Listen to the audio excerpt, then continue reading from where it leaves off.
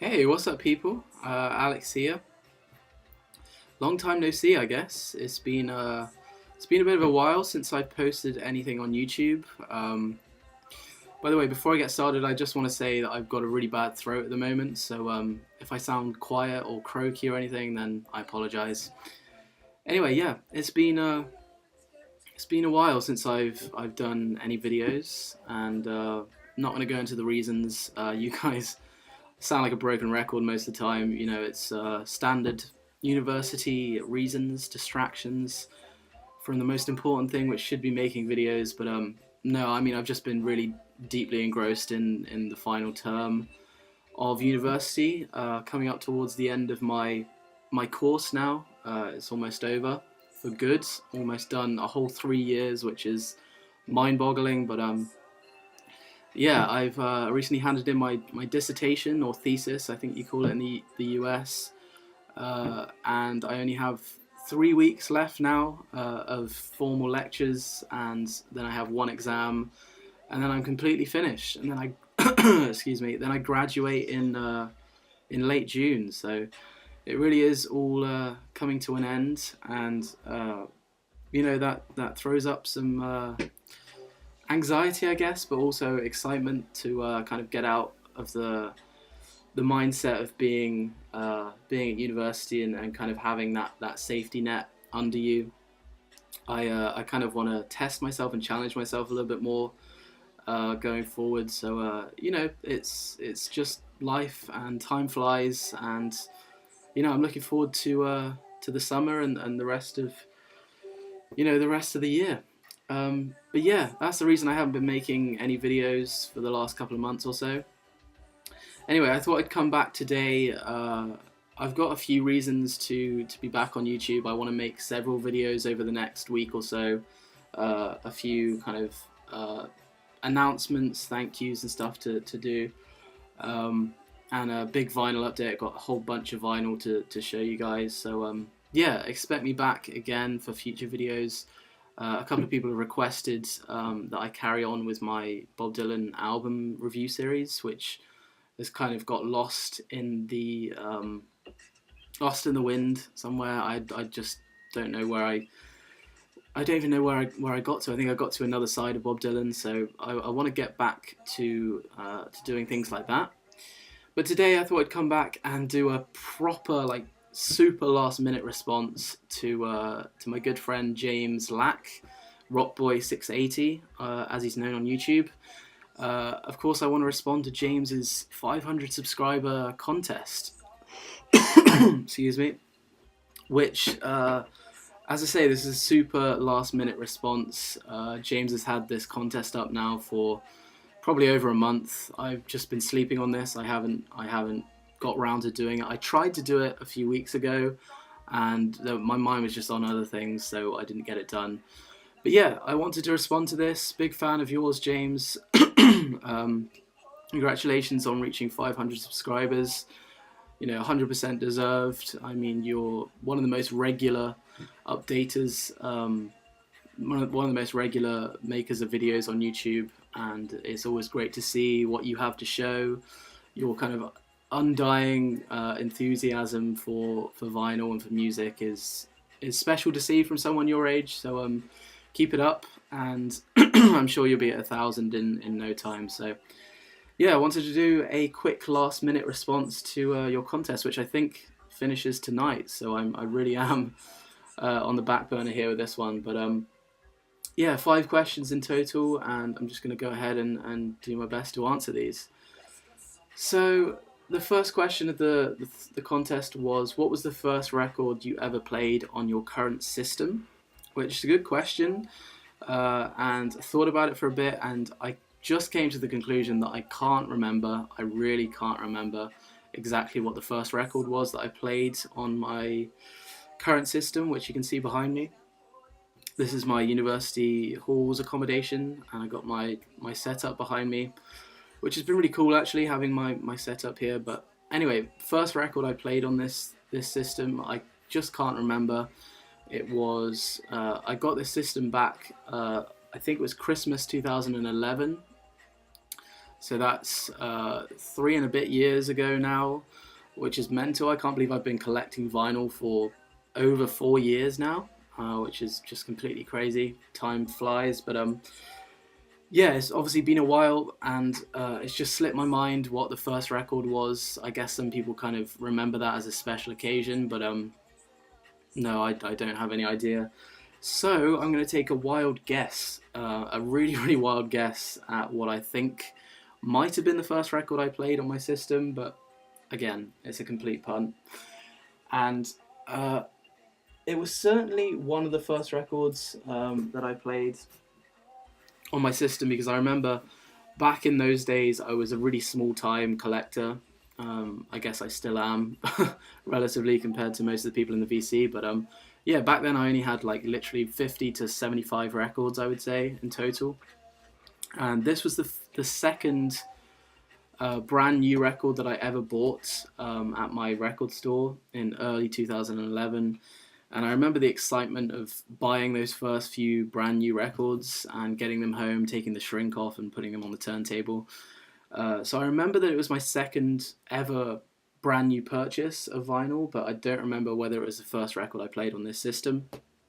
But back then, I didn't have very many records that sounded very good, and I wanted, obviously, to test out the new system. So this would have been one of the first records I played, and it is Midlake's The Courage of Others, which is, I think, their most recent album. I might be wrong. I think they might put out, they put out 1 or 2 more records since this, I think. But this is my favourite of theirs, I have to say. This came out in 2010, so it's a few years old now. But at the time I bought it, it was quite new, and it was kind of unlike anything I'd heard before. I was really only listening to Dylan and older music back then. So I remember when I got this, it was just kind of a whole new sound and opened up kind of new avenues in music for me. So it's a great album. Check it out if you're into kind of Americana, folk rock type stuff. Then I think this will be definitely up your street. But yeah, this would be my best guess, James.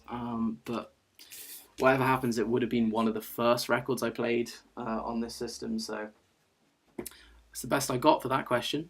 Okay, so for the second question of the contest, James wanted to know what our favourite live album of all time was.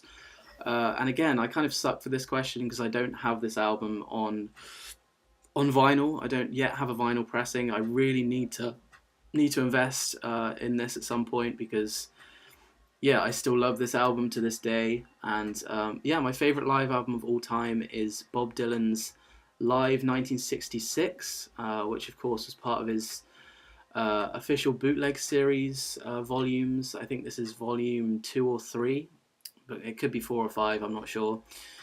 But yeah, if you're a Dylan fan, I'm sure you guys will know about this. Of course, famously, this album was wrongly named. They made a typing error or some kind of error in the title, and they called it the Royal Albert Hall Show.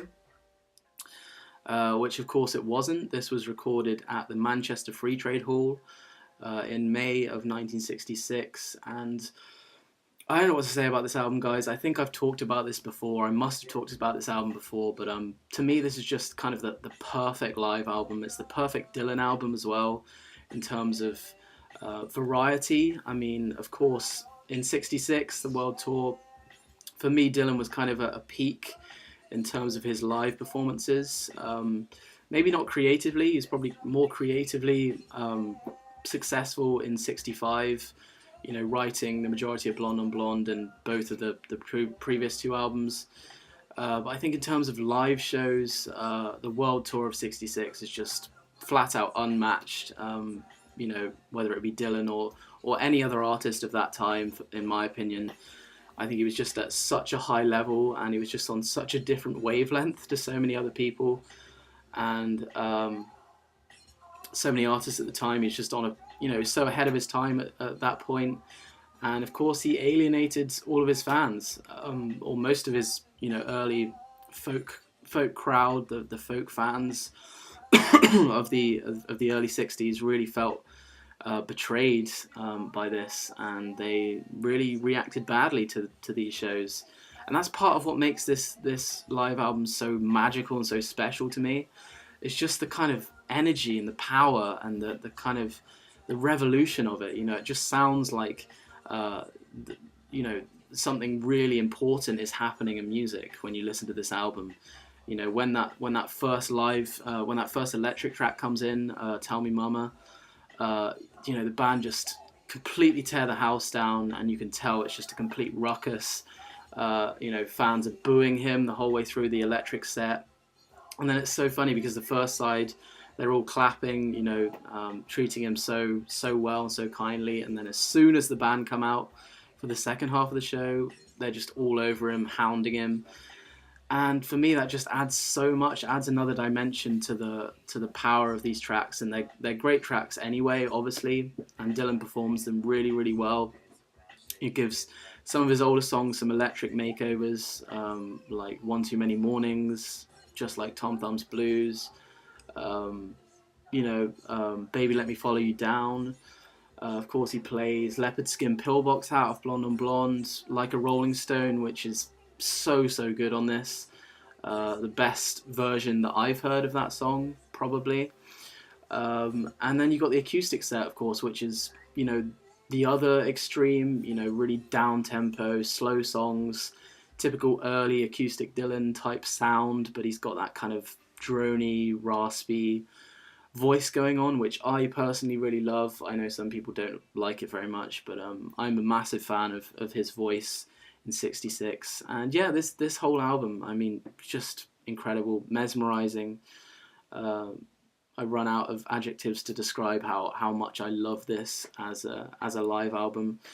And I love how clear and how crisp it sounds as well, considering it was recorded on soundboard, you know, dodgy soundboard recordings. It sounds really good, you know, for the time. So yeah, it has to be live 66. If you haven't heard this and you're a Dylan fan, shame on you. But if you haven't heard this and you're looking to get into Dylan, then it's a great place to start. So yeah, this is that's my answer to question 2. Okay, I've just realised how much I'm rambling on, so I'm gonna get a move on. So question 3 was, name your favourite soundtrack of all time. Or was it your favourite soundtrack in your collection? It probably was that, actually. So yeah, again, I suck. That's 3 questions now I've not had a proper answer for, but I'm not really the biggest collector of soundtracks on vinyl. I've never, I don't know, there's always been something I wanted more that wasn't a soundtrack, so I just haven't ended up picking up many soundtracks on vinyl. The best example that I've got, of course, is a super famous soundtrack by a certain band called The Beatles, and of course this is Help, soundtrack to the film of the same name that was made in '65. This is a really good soundtrack. Don't get me wrong, this would probably make my top 10, maybe, definitely my top 20 soundtracks of all time. It's a really good album. So that's one of the only soundtracks I own on vinyl, and this actually is an original Capitol copy sent to me by Gus. I'm not sure if he's still on YouTube, but he sent me this a while back when I won his contest, so it's really cool to have. So I'm not going to answer this question in terms of vinyl. I'm just going to give you a few soundtracks that I really dig. First off, I'm a big fan of Tarantino soundtracks. Tarantino films in general are just awesome, of course.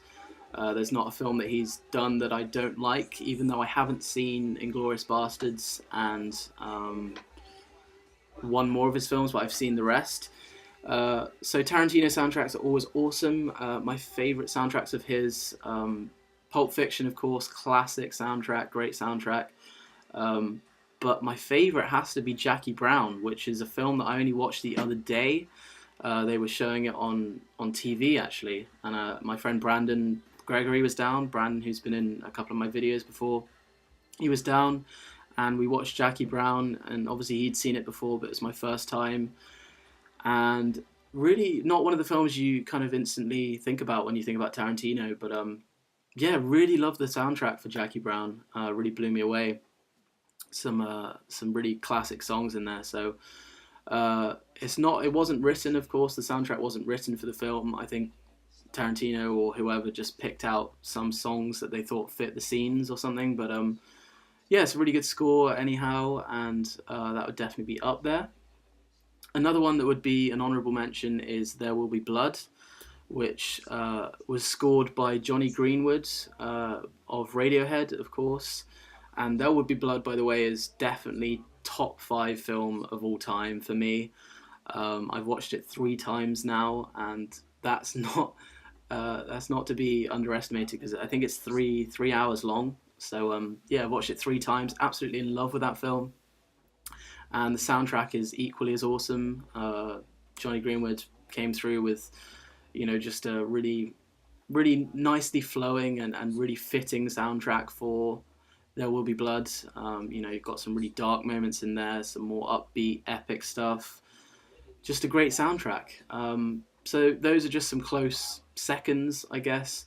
But I had to think, and my overall favourite soundtrack would have to be the Lord of the Rings trilogy. Of course, you can't really argue with Lord of the Rings soundtrack. So grandiose and so epic, and it's bloody Lord of the Rings. So yeah, you can't really argue with this one. But yeah, a lot of the kind of franchise films, I really enjoy the soundtracks too. Star Wars, of course, great soundtrack. That would be up there in the top 10. Harry Potter, Toy Story, various other Pixar films as well. But yeah, overall, I have to go with Lord of the Rings for question 3. Question 4, again, I rambled for that question, so I'll hurry it up a little bit.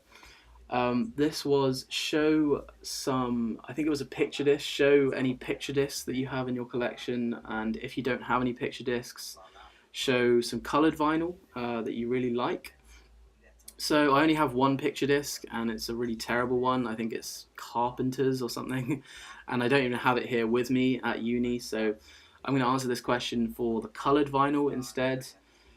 And this was, again, quite hard to narrow down. I've got some pretty cool coloured vinyl in my collection. I was thinking about pulling out Derek 2, which of course I've got on orange vinyl, which looks really cool. But in the end, I just picked out these 2. I couldn't decide between them. So first of all, we have Uncle Acid and the Deadbeats with Bloodlust.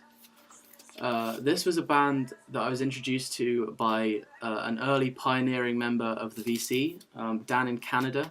I'm sure some of you older VC members will remember Dan. He was by far, one of my favourite VC members ever, and he introduced me to this band back in 2011.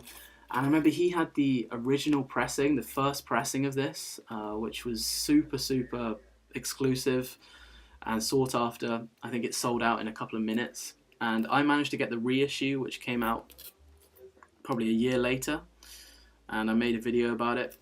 And this is really cool in terms of the coloured vinyl on here. It's got a really cool splatter vinyl pressing of this amazing album. This is one of my favourite albums of the decade so far, up there in the top 2 or 3 of 2011. And yeah, just a really awesome pressing of this. So that would be one of the 2. The other one would be Hedy Fuen's, which is a really strange and weird album, which I still haven't really got my head round. Of course, this is Hedy Fuen's by the Flaming Lips, which again I think is from 2011 or 2012.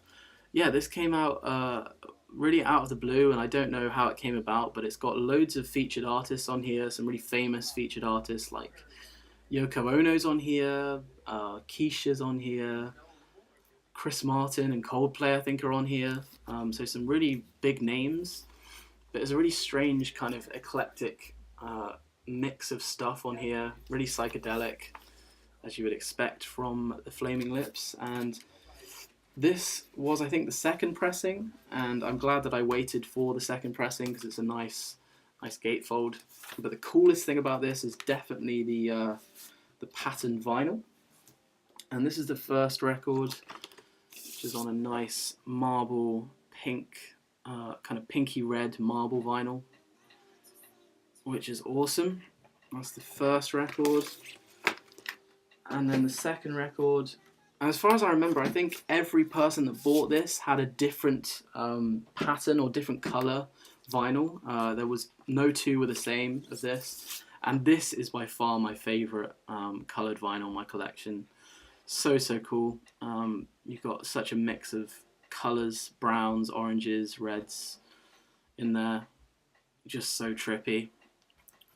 So yeah, this would be my favourite coloured vinyl in my collection. Okay, so the final question of the contest was show a box set of some kind. I don't think James said that it had to be a vinyl box set, and that's a good thing because I don't actually own. I've failed at this thread here, but yeah, I don't actually own any vinyl box sets. I actually own one, and I think it's some kind of classical music box set, and I don't have it here with me at uni again, so can't show that one, and it wouldn't be worth showing anyway, really. So I'm going to show a CD box set, which I actually dedicated a video to way back when I started this channel up a few years ago, and I'm talking about Bob Dylan, the original mono recordings. This is a CD box set, obviously, which was put out a few years ago. Of course, they remastered Dylan's first 8 studio albums in mono for the first time in a long time, and did a really good job with the remasters. I haven't heard a bad thing from anyone about these. They sound so good. And I remember the excitement when this came out, because I was just kind of getting into Dylan. I was kind of at the peak of my obsession with him, I guess, and his music, and I remember the excitement that I felt when I picked this box set up in 2011 and got it home, just listened to every single one of the albums on repeat for like a week or something. I was just completely head over heels with this. It's a really cool box set. As I say, I've done a video dedicated to this. I think I've done 2 actually. I think I've done an unboxing and a review, so I'll put a link on the box there if you want to go and check that out. But yeah, really cool box. You've got a kind of hard cardboard slipcase there with a picture on the back, and then you've got a nice folder, kind of holder there to house the albums, and just slips out nice hard cardboard again. And then you've got all of the first 8 studio albums from Bob Dylan, of course, self-titled 62, to John Wesley Harding in 1967, which were, of course, originally when Dylan recorded them, he intended them to be heard in mono, which of course was the reason why they put so much effort into remastering them and making them sound so good and giving them some nice packaging. And it was such a cool thing to hear these in mono for the first time, after kind of falling in love with these albums in stereo. So you've got the albums there, Bob Dylan, and they've done a really good job in recreating the original LP sleeves, almost an exact kind of mini replica of the original sleeves. Freewheeling. Times they are changing with a nice textured cover. Another side of Bob Dylan. Bring It All Back Home, which I will be reviewing soon. Highway 61 Revisited, and of course Blonde on Blonde, which they've given the gatefold treatment to, of course. Unfortunately not with the girl on the gatefold there, but still pretty nice recreation. And John Wesley Harding, of course. So that's the box set in its entirety, apart from this booklet, which also came with it. This is really cool. It's just got some nice, rare, glossy photographs, some text explaining the albums, and the remastering in mono. So all in all, just a really cool box set, and probably my favourite box set in terms of anything that I own. So had to pull this one out to show you guys. Anyway, that's put that back later. That is my response to James's 500 subscriber contest. Sorry for the length of this video. I didn't mean to go on for so long. But anyway, I enjoyed answering these questions, and thank you, James, for putting this contest up. And congratulations on the 500 subscribers. As I said at the start of the video, I'll be back, hopefully be back in the next week or so to do a vinyl update and carry on with my review series for Bob Dylan's albums. But in the meantime, thank you for watching, and I'll see you guys later.